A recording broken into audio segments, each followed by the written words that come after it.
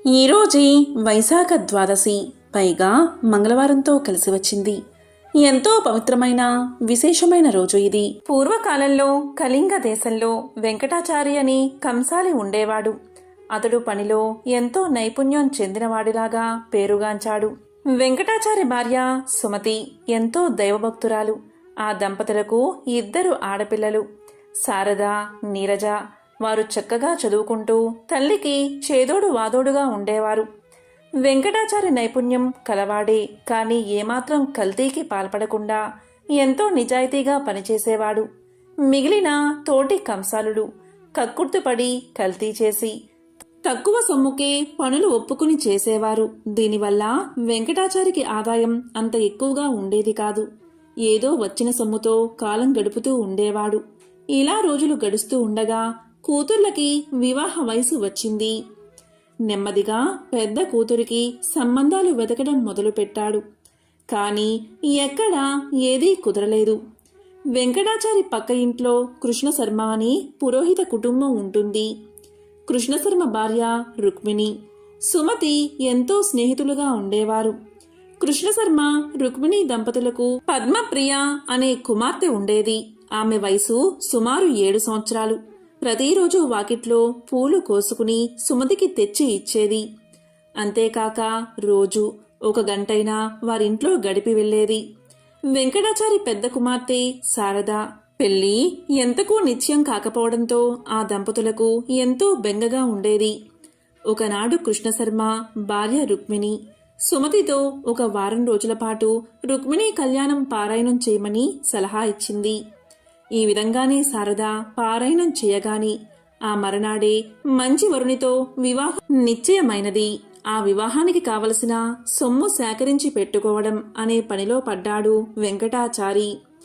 ఇన్నేళ్లుగా కంసాలి వృత్తి చేస్తూ ఉన్నా కూడా కూతుళ్లకు కనీసం బంగారు గాజులు కూడా చేయించలేకపోయానే అని బాధపడ్డాడు. సుమతి రోజు ఉదయాన్నే పూజ చేసేటప్పుడు శ్రీ మహాలక్ష్మీదేవిని అనేక స్తోత్రాలతో పూజించేది. వివాహం దగ్గర పడుతున్నదని, దయచేసి వివాహానికి కావలసిన సొమ్ము సమయానికి అందివచ్చేలాగా అనుగ్రహించమని ఆ తల్లిని ప్రార్థించేది. రోజులు ఇలా గడుస్తూ ఉండగా ఒకనాడు పద్మప్రియ రోజూలాగా పూలు తీసుకుని ఉదయం పూజా సమయానికి రాలేదు. రోజూ తప్పకుండా వచ్చే పిల్ల ఈరోజు ఇంకా రాలేదేమిటబ్బా అని సుమతి ఆలోచిస్తూ ఉండగా గుమ్మంలో గజ్జెల చప్పుడు అయినది. పద్మప్రియ చెంగుచెంగున లోపలికి వచ్చింది. పూలు తీసుకురావడానికి ఆలస్యమైందని చెప్తూ పూలు తీసి సుమతి చేతిలో పెట్టింది. ఆ రోజు పద్మప్రియ రోజు కంటే అందంగా ఎంతో తేజస్సుతో కనిపించింది. సుమతి పద్మప్రియను, ఈరోజు నీ పుట్టినరోజా, ఎంత చక్కగా అలంకరించుకున్నావు అని అడిగింది. దానికి పద్మప్రియ, లేదు అత్తయ్య, రోజు ఇలాగే తయారవుతాను. స్నానం చేయడం కాస్త ఆలస్యం కావడంతో పూలు తీసుకురావడం ఆలస్యమైంది. అది సరే కాని ఈ జత బంగారు గాజులు అమ్మ నీకు చూపించమని చెప్పింది. కొత్తగా కొనుక్కుందట, నిన్ను చూడమని పంపింది అని పలికింది పద్మప్రియ. అప్పుడు సుమతి ఆ గాజులు తన చేతిలోకి తీసుకుని చూస్తూ ఉండగా పద్మప్రియ ఇప్పుడే వస్తాను అత్తయ్య అని చెంగున బయటకు వెళ్ళిపోయింది. సుమతి ఆ గాజులను దేవుడి దగ్గర ఉంచింది. కాసేపైన తర్వాత పద్మప్రియ రాగానే ఇచ్చేద్దామని అనుకున్నది. వంటింట్లోకి నైవేద్యం తీసుకురావడానికి వెళ్ళి పాయసం పూర్తి కాగానే తీసుకువచ్చి పూజా గదిలో కూర్చుంది సుమతి. ఎదురుగా చూస్తే 2 జతల బంగారు గాజులు కనబడ్డాయి. ఇదేమిటి, ఇదెక్కడ్నుంచి వచ్చింది? తాను ఇక్కడ పెట్టింది 1 జతే కదా? లేదా నేను పరధ్యానంలో ఉండి గమనించలేదా? పద్మప్రియ నా చేతికి 2 జతలు ఇచ్చిందా అని తలుస్తూ పూజ పూర్తి చేసి దేవుడికి నైవేద్యం పెట్టింది సుమతి. ఆ 2 జత గాజులను తీసుకుని రుక్మిణికి ఇవ్వాలని వారి ఇంటికి వెళ్ళింది. ఆమెను చూసి, ఏమిటి వదినా, చేతిలో ఆ బంగారు గాజులు ఎక్కడివి? పిల్లలిద్దరికీ చేయించావా అని అడిగింది రుక్మిణి. ఇది విన్న సుమతి నోట మాట రాలేదు. అదేమిటి వదినా, ఇందాక పద్మప్రియ వచ్చి ఇచ్చింది కదా, నీవు కొనుక్కున్నావని నాకు చూపించమని చెప్పింది అని సుమతి పలకగా అప్పుడు రుక్మిణి, అదేమిటి వదినా, పద్మప్రియ మీ ఇంటికి రావడమేమిటి? నిన్నట్నుంచి పిల్లకు ఒక్కటే జ్వరం. మంచం దిగనేలేదు, ఎక్కడికి వెళ్ళలేదు. అస్సలు ఆమె మీ ఇంటికి రానప్పుడు ఈ గాజులు ఎలా తెస్తుంది? అయినా నేను ఈ మధ్య అస్సలు గాజులు కొనుక్కోనేలేదు అని పలికింది రుక్మిణి. ఇది విన్న సుమతికి ఎంతో ఆశ్చర్యం కలిగింది. మరి ఇందాక వచ్చిందెవరు, ఆ గాజులు ఇచ్చింది ఎవరు అని ఆలోచిస్తూ ఉండగా ఆ వచ్చింది సాక్షాత్తు శ్రీ మహాలక్ష్మీదేవే అని తోచింది. ఈ విషయంతో వారిద్దరూ ఎంతో ఆశ్చర్యపోయారు, అలాగే ఎంతో ఆనందపడ్డారు. జరిగిన విషయమంతా వారి భర్తలకు చెప్పారు. ఇక వెంకటాచారి దంపతుల సంతోషానికి అవధుల్లేవు. వచ్చింది సాక్షాత్తు శ్రీ మహాలక్ష్మీదేవి అని గుర్తించారు. తమను అనుగ్రహించిన ఆ జగన్మాతను ఎన్నో విధాలా స్తుతించారు. తమ కుమార్తెలకు సాక్షాత్తు ఆ శ్రీ మహాలక్ష్మీదేవి బంగారు గాజులు అనుగ్రహించిందని ఎంతో ఆనందపడ్డారు. ఇద్దరూ పూజా గదిలో నుంచుని ఆ జగన్మాతను స్మరిస్తూ ఇలా అన్నారు: జగజ్జనని అమ్మా లక్ష్మీదేవి, దారిద్ర దుఃఖాన్ని పాప అంధకారాలను తొలగించే మూర్తివి, బాధలన్నిటినీ నశింపచేసే కరుణా కటాక్షాలు గల తల్లివి. నీ కడగంటి చూపులతో నీ కరుణామృతాన్ని మాపై కురిపించు తల్లి. నీవు సర్వమంగళ ప్రదాయనివి. సకల చరాచర జగత్తుయందు నీవే వ్యాపించి ఉన్నావు. నీవే మాకు ఇలవేల్పు. నీకివే మా ప్రణామాలు. నిన్ను నమ్మిన వారికి సర్వశుభాలు అనుగ్రహించే లోక పావనివి. నీకివే మా నమస్కారాలు అని పరిపరి విధాలా ప్రార్థించారు. లక్ష్మీదేవి తమకు సహాయం చేసినందుకు ఎంతగానో సంతోషించారు. వైశాఖ పురాణంలోని ఈ కథలను విన్నవారి సకల దోషాలు మాయమై సకల శుభాలు కలుగుతాయి. మరి ఆ కథలేంటో ఇప్పుడు ఈ వీడియోలో తెలుసుకుందాం. ఈ కథ వైశాఖ పురాణంలోనిది. మరి ఆ కథ ఏంటో ఇప్పుడు తెలుసుకుందాం. ఒకసారి నారదుడు అంబరీష మహారాజుకు వైశాఖ మహత్యాన్ని ఇలా వివరిస్తున్నాడు. రాజా, శ్రద్ధగా విను. శృతకీర్తి మహారాజు శృతదేవుడికి నమస్కారం చేసి వైశాఖ మహత్యాన్ని దయచేసి చెప్పండి అని కోరుకున్నాడు. అప్పుడు శృతదేవ మహారాజుకు ఇలా చెప్పడం ప్రారంభించాడు. రాజా, జన్మజన్మల పుణ్యమున్నప్పుడే భగవంతుడు శ్రీహరిమహిమను, వ్రతాల గొప్పతనాన్ని తెలుసుకోవాలి అనే బుద్ధి కలుగుతుంది. ఇలాంటి ఆసక్తిగా నీవు భాగ్యశాలివి. మరెన్నియో శుభలాభాలు నీకు మున్ముందు కాలంలో ఉండడం చేతనే నీకిలాంటి కోరిక కలిగింది. నీకు కాక మరెవరికి చెప్తాను, శ్రద్ధగా విను. వైశాఖ మాసంలో సూర్యుడు మేషరాశిలో ఉండగా ప్రాతకాలంలో స్నానం చేసి శ్రీహరిని పూజించి శ్రీహరి కథను విని యథాశక్తి దానాలు చేసిన వారు శ్రీహరి లోకాన్ని తప్పకుండా చేరుకుంటారు. వైశాఖ పురాణం చెప్తూ ఉండగా దాన్ని శ్రద్ధగా వినక మరియొక దానిపై ఆసక్తి కలిగిన మూఢుడు, అజ్ఞాని రౌరము అనే నరకాన్ని పొంది పిశాచి తిరుగుతాడు. అందుకు ఉదాహరణగా ఒక కథ చెప్తాను, శ్రద్ధగా విను అంటూ శృతదేవ మహాముని శృతకీర్తి మహారాజుకు ఇలా చెప్పసాగాడు. పూర్వం గోదావరి తీరంలో బ్రహ్మేశ్వరము అనే పుణ్యక్షేత్రం ఉంది. అక్కడ దూర్వాస మహాముని శిష్యులు సత్యనిష్ఠుడు, తపోనిష్ఠుడు అనేవారు నివసిస్తూ ఉండేవారు. వారిద్దరూ మహాజ్ఞానులు, సర్వసంగ పరిత్యాగులు, ఉపనిషత్తులను బాగా చదివినవారు, అందరి భావాన్ని గ్రహించిన వారు. వారు భిక్షాన్నాన్ని మాత్రమే భోంచేసేవారు. మిక్కిలి పుణ్యశాలురు. వారు అక్కడ భృగు ప్రసవనమను తీర్థ సమీపములో నివసిస్తూ ఉండేవారు.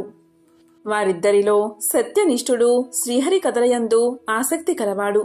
చెప్పేవారు లేకుంటే తానే శ్రీహరి కథలను వివరిస్తూ ఉండేవాడు. శ్రీహరి కథలను ఎవరైనా చెప్తే శ్రద్ధగా వినేవాడు. వేరెవరనూ లేకపోతే విష్ణు కథలు తలుచుకుంటూ శ్రీహరికి ప్రీతిని కలిగించే పనులు చేస్తూ ఉండేవాడు. శ్రీహరి కథలను చెప్పువారుంటే రాత్రి పగళ్ళు తన పనులు మాని వాటినే వింటూ ఉండేవాడు. అట్లే వినువారుంటే తాను రాత్రి పగళ్ళు శ్రీ మహావిష్ణువు యొక్క కథలను వివరిస్తూ ఉండేవాడు. దూరంలో ఉన్న తీర్థాలలో స్నానం చేయడం కన్నా, దూరంలో ఉన్న క్షేత్రాలను దర్శించడం కన్నా, కర్మానుష్ఠానం కన్నా వానికి విష్ణు కథలయందు ఆసక్తి ఎక్కువ, ప్రీతి ఎక్కువ. ఎవరైనా చెప్తే తాను వింటూ, వినేవారుంటే తాను శ్రీహరి కథలను చెబుతూ తన్మయుడై ఉండేవాడు అతను. చెప్పేవారుంటే తన పనులు మానుకుని వింటూ ఉండేవాడు. విష్ణు కథ శ్రవణం లేనప్పుడు స్వకార్యాలు చేసుకునేవాడు. విష్ణు కథ సమాసక్తునకు సంసార బంధం ఉండదు కదా. శ్రీహరి కథలు వినడం వల్ల చిత్తశుద్ధి కలుగుతుంది, విష్ణు భక్తి పెరుగుతుంది, విష్ణువుపై ఆసక్తియు సజ్జనయందు ఇష్టము పెరుగుతుంది. నిరంజనము నిర్గుణమైన పరబ్రహ్మం అతని హృదయంలో స్ఫురిస్తుంది. జ్ఞానహీనుని కర్మ నిష్ఫలం కదా. దుష్టులు కర్మలన్నిటినీ చేసినను వ్యర్థములే. గుడ్డివాడికి అద్దాన్ని చూపిస్తే ప్రయోజనం ఏమిటి? కాబట్టి చిత్తశుద్ధిని సాధించాలి. చిత్తశుద్ధి వల్ల శ్రీహరి కథాసక్తి కలుగుతుంది. దీనివల్ల జ్ఞానం కలుగుతుంది.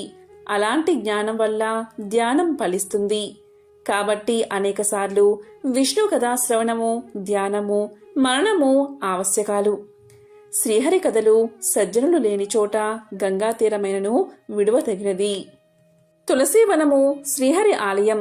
విష్ణు కథ లేని చోట మరణించినవాడు తామసము అనే నరకాన్ని పొందుతాడు.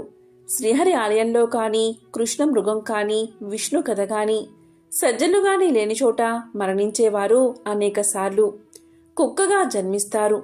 సత్యనిష్ఠుడు ఈ విధంగా ఆలోచించి విష్ణు కథ శ్రవణము, ప్రసంగము, మననము, స్మృతి మున్నగునవి ముఖ్యములని తలిచాడు. మరొకడు తపోనిష్ఠుడు. ఇతనికి పూజా జపాది కర్మలంటే ఎంతో ఇష్టం. అతను ఎప్పుడూ కూడా ఇవన్నీ మానక పట్టుదలతో చేస్తూ ఉండేవాడు. శ్రీహరి కథలను వినేవాడు కాదు, అలాగే చెప్పేవాడు కాదు. ఎవరైనా చెప్తే తీర్థస్నానానికి వెళ్లిపోయేవాడు. తీర్థస్నాన సమయమున శ్రీహరి కథా ప్రసంగం వస్తే తన పూజాది కర్మకలాపం పోతుంది అని దూరంగా పోయేవాడు. అతన్ని అనుసరించి అందువారును స్నానాది కర్మలను ఆచరించి తమ ఇంటి పనులు చేసుకుండం ఇష్టం కలవారై ఉండేవారు. ఇలా ఎంతకాలం గడిచినా తపోనిష్ఠుడు కర్మానుష్ఠానం తప్ప శ్రీహరి కథాశ్రవణము, చింతనము, స్మృతి మున్నగు వాటిని తెలియకుండా ఉండేవాడు. ఇటువంటి తపోనిష్ఠుడు కొంతకాలానికి చనిపోయాడు. శ్రీహరి కథాశ్రవణము మున్నగునవి లేకపోవడం వల్ల పిశాచంగా మారి చిన్న కర్ణుడు అనే పేరుతో పిలువబడేవాడు. జమ్మి చెట్టు మీద నివసిస్తూ ఉండేవాడు. బలవంతుడైన నిరాధారుడు, నిరాశ్రయుడు, ఎండిన పెదాలు, నోరు కలవాడై ఉండేవాడు. ఈ విధంగా బాధపడుతూ కొన్ని వేల సంవత్సరాలు కాలం గడిపాడు. అతని సమీపానికి వచ్చేవారు లేక మిక్కిలి బాధపడుతూ ఉండేవాడు. ఆకలి దప్పిక కలిగి అవి తీరే ఉపాయం లేక మిక్కిలి బాధతో ఉండేవాడు. అతని శరీరానికి జలబిందువు అగ్నిగను, జలము ప్రళయాగ్ని వలె ఫల పుష్పాదులు విషంగా ఉండేవి. ఈ విధంగా కర్మ పరాయణుడైన తపోనిష్ఠుడు చాలా విధాలుగా బాధపడుతూ ఉండేవాడు. నిర్జనమైన ఆ అడవిలో అతను ఒక్కడే మిక్కిలి బాధపడుతూ ఉండగా ఒకనాడు సత్యనిష్ఠుడు పనిపై పోతూ ఆ ప్రాంతానికి చేరుకున్నాడు. అక్కడ ఎంతో బాధ అనుభవిస్తున్న చిన్నకర్ణుని చూశాడు. దుఃఖిస్తూ శరణాగతుడైన వానికి భయపడకమని ధైర్యం చెప్పి వాని బాధలకు కారణం అడిగాడు. అప్పుడు చిన్నకర్ణుడు ఇలా చెప్పాడు. నేను కర్మనిష్ఠుడు అనేవాడిని, దూర్వాస మహాముని శిష్యుణ్ణి. కర్మ పరతంత్రుడై శ్రీహరి కథాశ్రవణాదులను చేసేవాణ్ణి కాదు. మూఢుడునై కర్మల్ని ఆచరించడం వల్ల నాకు ఇటువంటి గతి పట్టింది అని తన వృత్తాంతమంతా చెప్పాడు. నా అదృష్టవశమున మీ దర్శనమైనది. నన్ను మీరే రక్షించాలి అని పలు విధాలుగా ప్రార్థించాడు. అతని పాదాలపై పడి దుఃఖించాడు. దీంతో సత్యనిష్ఠుడికి అతనిపై జాలి కలిగింది. తాను 2 గడియల కాలం వైశాఖ పురాణ శ్రవణం చేసిన ఫలాన్ని అతనికి సోదకంగా సమర్పించాడు. దార పోశాడు. ఆ మహిమ వల్ల కర్మనిష్ఠుడి పాపాలు తొలగిపోయాయి. అతని పిశాచ రూపం పోయి దివ్య దేహం కలిగింది. కర్మనిష్ఠుడు సత్యనిష్ఠుడికి నమస్కారం చేసి కృతజ్ఞతలు తెలిపి శ్రీహరి పంపగా వచ్చిన దివ్య విమానమెక్కి శ్రీహరి సాన్నిధ్యాన్ని చేరుకున్నాడు. సత్యనిష్ఠుడును వైశాఖ మాస మహిత్య మహిమకు విస్మయపడుచు తన గమ్యమునకు చేరుకోవడానికి వెళ్లిపోయాడు. కాబట్టి శృతకీర్తి మహారాజా శ్రీహరి కథా ప్రసంగం, శ్రవణం, ప్రశస్తాన్ని తెలుసుకోవాలి. శ్రీహరి కథా ప్రసంగం గంగా ప్రవాహం కంటే సర్వక్షేత్రాల కంటే ప్రశస్తమని తెలుసుకో. శ్రీహరి కథా ప్రసంగం గంగా ప్రవాహం కంటే పవిత్రమైనది. గంగా తీర వాసులకు ఇహలోక భోగములు ముక్తి కలుగునో లేదో కాని శ్రీహరి కథ గంగా తీర వాసులకు ఇహము పరము నిశ్చితములు అని శృతకీర్తికి శృతదేవుడు వివరించాడు అని నారదుడు అంబరీష మహారాజుకు తెలియజేశాడు. ఈ కథ వైశాఖ పురాణంలోనిది. ఈ కథను విన్నంతనే జన్మల పాపాలు తొలగి కోటి జన్మల పుణ్యం వస్తుంది, సకల శుభాలు కలుగుతాయి. ఇక్ష్వాకు వంశంలో జన్మించిన త్రిశంకు మహారాజు భార్య పద్మావతి. ఆమె ప్రతిరోజు విష్ణువును పూజిస్తూ స్వామికి ధూపదీప నైవేద్యాలను సమర్పిస్తూ కొన్ని సంవత్సరాలు నారాయణ నామస్మరణాన్ని జపిస్తూ గడిపింది. ఒక ద్వాదశి రోజున పద్మావతి విష్ణువును ఆరాధించి విష్ణుమూర్తి విగ్రహం ముందే నిద్రించింది. ఆమెకు అప్పుడు ఒక కల వచ్చింది. ఆ కలలో జగన్నాథుడు ప్రత్యక్షమై పద్మావతి ఏం కావాలో కోరుకో అన్నాడు. అప్పుడు పద్మావతి ఇలా కోరుకుంది. స్వామి విష్ణు భక్తుడు, సార్వభౌముడు అయ్యే కొడుకు కావాలి అని కోరుకుంది. అప్పుడు విష్ణువు ఆమెకు ఒక పండును ఇచ్చి తినమని చెప్పి అంతర్ధానమయ్యాడు. పద్మావతి తన కల గురించి భర్తకు తెలిపింది. అప్పుడు త్రిశంకుడు మంచి కలనే కన్నావు అని ఎంతగానో ఆనందించాడు. అంతలోనే వారు తమ ఎదుట ఒక పండు ఉండడం గమనించి ఎంతగానో ఆశ్చర్యపోయారు. తరువాత ఆనందంగా ఆ దంపతులు విష్ణువును ప్రార్థించారు. తరువాత పద్మావతి ఆ పండును తింది. కొంతకాలానికి ఆమె గర్భవతి అయ్యింది. తరువాత చక్కని కుమారుణ్ణి కన్నది. త్రిశంకుడు పుత్రుడికి జాతకాది సంస్కారాలు జరిపించి అంబరీషుడు అనే పేరు పెట్టారు. అంబరీషుడు దినదిన ప్రవర్ధమానుడయ్యాడు. త్రిశంకుడు మరణించాడు. అంబరీషుడు రాజయ్యాడు. కొంతకాలం రాజ్యాన్ని పాలించి తరువాత రాజ్యభారాన్ని మంత్రులపై వేసి అంబరీషుడు తపస్సు చేసేందుకు అడవులకు వెళ్ళాడు. అష్టాక్షరి మంత్రాన్ని జపిస్తూ హరికోసం ఘోరమైన తపస్సు చేశాడు. కొంతకాలం తపస్సు చేసిన తర్వాత హరి ఇంద్రుడి రూపంలో ఐరావతాన్ని ఎక్కి అంబరీషుడి ముందు సాక్షాత్కరించాడు. అప్పుడు ఇంద్రుడి రూపంలో ఉన్న శ్రీ మహావిష్ణువు ఇలా పలికాడు, నీకేం కావాలో కోరుకో అని. దానికి అంబరీషుడు, నేను విష్ణువు కోసం తపస్సు చేస్తున్నాను, మీకోసం కాదు. నీవు నాకు ఏమీ ఇవ్వక్కర్లేదు, తీసుకోవడానికి కూడా నేను సిద్ధంగా లేను, ఇక మీరు వెళ్ళవచ్చు అని పలికి మరలా తపస్సులోకి జారుకున్నాడు. అంబరీషుడి మాటలకు శ్రీహరి ఎంతగానో సంతోషించి నిజ రూపాన్ని ధరించి అంబరీషుడికి కనిపించాడు. అప్పుడు అంబరీషుడు ఆనందంగా స్వామిని స్తుతించాడు. దానికి విష్ణువు సంతోషించి, భక్తా నీకేం కావాలో అడుగు, నీవు అడిగింది నేను ఇస్తాను అన్నాడు. దానికి అంబరీషుడు, దేవా నీవు దేవదేవుడైన ఈశ్వరుడి అనుగ్రహం పొందినట్లుగానే నేను నీ అనుగ్రహాన్ని పొందాలి. నేను ఈ లోకంలో విష్ణు భక్తిని ప్రచారం చేసి అందరినీ విష్ణు భక్తులుగా చేయడానికి, ఈ భూమిని ధర్మంగా పరిపాలించడానికి, శత్రువులను అణిచివేయడానికి తగిన శక్తిని ప్రసాదించు అని కోరుకున్నాడు. అప్పుడు విష్ణువు, అంబరీష ఇంతకుముందు నాకు శివుడు ఇచ్చిన సుదర్శనాన్ని నీకు ఇస్తున్నాను. అది ఎల్లప్పుడూ నీ వద్దే ఉంటుంది, నిన్ను రక్షిస్తూ ఉంటుంది అని ఆశీర్వదించి అంతర్ధానమయ్యాడు. అప్పుడు అంబరీషుడు అయోధ్య నగరానికి వెళ్ళి ప్రజలను కన్న బిడ్డల వలె చూస్తూ రాజ్యాన్ని పాలిస్తున్నాడు. 100 అశ్వమేధ యాగాలు, 100 వాజపేయి యాగాలను చేశాడు. అతని పాలనలో రాజ్యంలోని ప్రజలందరూ సుఖంగా జీవిస్తున్నారు. అందరూ విష్ణు భక్తులు అయ్యారు. ప్రతి ఇంట్లో హరినామం వినిపిస్తూ ఉంది. సకాలంలో వర్షాలు పడి భూములు పండి పంటల్ని ఇస్తున్నాయి.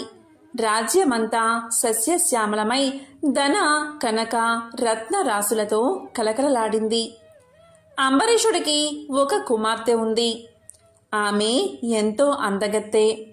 ఒకరోజు అంబరీషుడి దగ్గరకు మునులైన నారదుడు, పర్వతుడు వచ్చారు. వారు అంబరీషుడి కుమార్తెను చూసి మోహించారు. వారు విడివిడిగా అంబరీషుడి దగ్గరకు వచ్చి అతని కుమార్తెను ఇచ్చి వివాహం చెయ్యమని అడిగారు. దీంతో అంబరీషుడు ఆలోచనలో పడ్డాడు. ఇలా అనుకున్నాడు, ఇద్దరూ శక్తివంతులే, ఎవరి మాట కాదన్నా మరొకరికి కోపం వస్తుంది అని అనుకుని తరువాత ఇద్దరినీ పిలిచి ఇలా పలికాడు. మహానుభావులారా, నా పుత్రిక ఎవరిని ఇష్టపడితే వారికే ఇచ్చి వివాహం చేస్తాను అన్నాడు. అప్పుడు ఆ మునులు ఇలా పలికారు, రాజా, రేపు నీ పుత్రిక స్వయంవరానికి వస్తాము అని చెప్పి అక్కడి నుండి వెళ్ళిపోయారు. అయోధ్య నుంచి వైకుంఠానికి వెళ్ళి మహావిష్ణువును కలిశాడు నారదుడు. నారదుడు విష్ణువుతో ఇలా పలికాడు, దేవా, నీవు నా కోసం ఒక పనిని రహస్యంగా చెయ్యాలి అన్నాడు. దానికి శ్రీహరి, నారదా, చెప్పు అన్నాడు. అప్పుడు నారదుడు విష్ణువుతో, దేవా, నేను నీ భక్తుడైన అంబరీషుడి కుమార్తెను వివాహం చేసుకోవాలి. కానీ నాకు పోటీగా పర్వతముని వచ్చారు. కనుక రేపు జరిగే స్వయంవరంలో అంబరీషు పుత్రికకు పర్వతుడు కోతిగా కనిపించాలి అన్నాడు. దానికి శ్రీహరి చిరునవ్వు నవ్వి సరే అన్నాడు. నారదుడు వెళ్ళగానే పర్వతముని వైకుంఠానికి చేరుకున్నాడు. విష్ణువును దర్శించి, దేవా, నేను అంబరీషుడి కుమార్తెను వివాహం చేసుకోవాలి అనుకుంటున్నాను. అంబరీషుడు ఆమె ఎవరిని కోరుకుంటే వారితోనే వివాహం చేస్తాను అన్నాడు. రేపు ఆమెకు స్వయంవరం.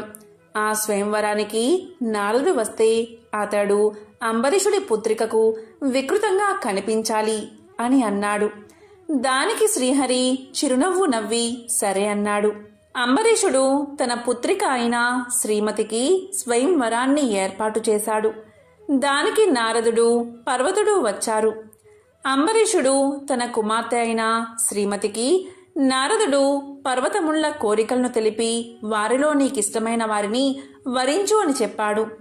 తరువాత శ్రీమతిని అంబరీషుడు స్వయంవర సభకు తీసుకుని వచ్చాడు. శ్రీమతి ఒక వరమాలను ధరించి వచ్చిన వారిని చూస్తూ వెళ్ళింది. తరువాత ఆమె తండ్రితో ఇలా పలికింది, తండ్రి, నాకిక్కడ మునులు కనిపించడం లేదు. ఒకరు వానర ముఖం, మరొకరు కొండంగి ముఖం కలిగి ఉన్నారు. వారి మధ్యలో సుందరమైన యువకుడు నాకు కనిపిస్తున్నాడు. అతడు తన కుడి చేతిని ఊపుతూ నన్ను రమ్మంటున్నాడు. నేను అతగాడినే వరిస్తాను అని వరమాలను తీసుకువెళ్ళి ఆ సుందరాంగుడి మెడలో వేసింది. సుందరుడైన ఆ హరి శ్రీమతిని తీసుకుని తన లోకానికి వెళ్ళిపోయాడు. అప్పుడు నారదుడు, పర్వతుడు, విష్ణువు తమని మాయ చేశాడు అని అనుకుంటూ వైకుంఠానికి వచ్చారు.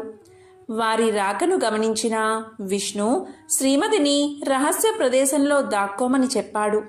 ఆమె అలాగే దాక్కుంది. నారదుడు విష్ణు వద్దకు వచ్చి నమస్కారం చేసి ఇలా అన్నాడు, స్వామి, మీరు నన్ను మోసం చేశారు. నేను పర్వతుడి ముఖాన్ని కోతి ముఖం చెయ్యమని అడిగితే నీవు నా ముఖాన్ని కూడా మార్చేశావు అన్నాడు. దానికి విష్ణువు, దీంట్లో నా తప్పేమీ లేదు. నీవు అడిగినట్లే పర్వతుడు కూడా వచ్చి నీ ముఖాన్ని మార్చమన్నాడు. నేను మీ ఇద్దరూ కోరిన విధంగానే చేశాను అన్నాడు. అప్పుడు ఇలా అన్నాడు నారదుడు, నీవు మమ్మల్ని అంద వికారాలుగా మార్చి అంబరీషుడి పుత్రికను తీసుకుని వచ్చావు. ఇది అన్యాయం కదా అని అన్నాడు. అప్పుడు విష్ణువు నవ్వి, దీనిలో అన్యాయం ఏముంది? స్వయంవరంలో శ్రీమతి నన్ను వరించింది, అందుకే ఆమెను గ్రహించాను అన్నాడు. దీంతో నారదుడు, పర్వతుడు ఆలోచించి అంబరీషుడి వద్దకు వెళ్ళి ఇలా పలికారు, రాజా, నీవు మమ్మల్ని మోసం చేశావు. మా ఇద్దరిలో ఒకరికి ఇవ్వవలసిన కన్యను వేరే వారికి ఇచ్చావు. దేనికి నీవు ప్రతిఫలాన్ని అనుభవిస్తావు. నీకు మాయ వల్ల చీకటి ఆవరిస్తుంది అని శపించారు. కానీ అంబరీషుడికి విష్ణువు ఇచ్చిన సుదర్శన చక్రం ఆ మాయను ఛేదించి చీకటిని తొలగించింది. తరువాత అది నారదుడు పర్వతమునుల వెంటపడింది. వారు భయపడి అక్కడి నుండి పారిపోయారు. కానీ ఆ చక్రం వారిని వదల్లేదు. వారు అన్ని లోకాలకు తిరుగుతూ చివరికి విష్ణులోకమైన వైకుంఠానికి చేరుకుని విష్ణువును శరణు వేడారు. అప్పుడు విష్ణువు ప్రసన్నుడై చక్రాన్ని నివారించి, ఓ చక్రమా, వీరిద్దరూ కూడా నా భక్తులే, కనుక వీరిని వదిలిపెట్టు. ఈ అంబరీషుడి వంశంలో దశరథుడికి పెద్ద కొడుకుగా నేను అవతరిస్తాను. నా కుడి భుజం భరతుడు, ఎడమ భుజం శత్రుఘ్నుడిగా, ఆదిశేషుడు లక్ష్మణుడిగా జన్మిస్తారు. అప్పుడు లోక కళ్యాణం కోసం నేను నిన్ను ఉపయోగిస్తాను అని చెప్పగా సుదర్శన చక్రం తిరిగి అంబరీషుణ్ణి చేరుకుంది. నారదుడు, పర్వతుడు మునులుగా పరిశుద్ధులుగా జీవిస్తామని ప్రతిజ్ఞ చేశారు. అంబరీషుడు ప్రజలను చక్కగా పాలించి చివరకు వైకుంఠ ధామానికి చేరుకున్నాడు. ఓం నమో నారాయణాయ. ఓం నమో భగవతే వాసుదేవాయ.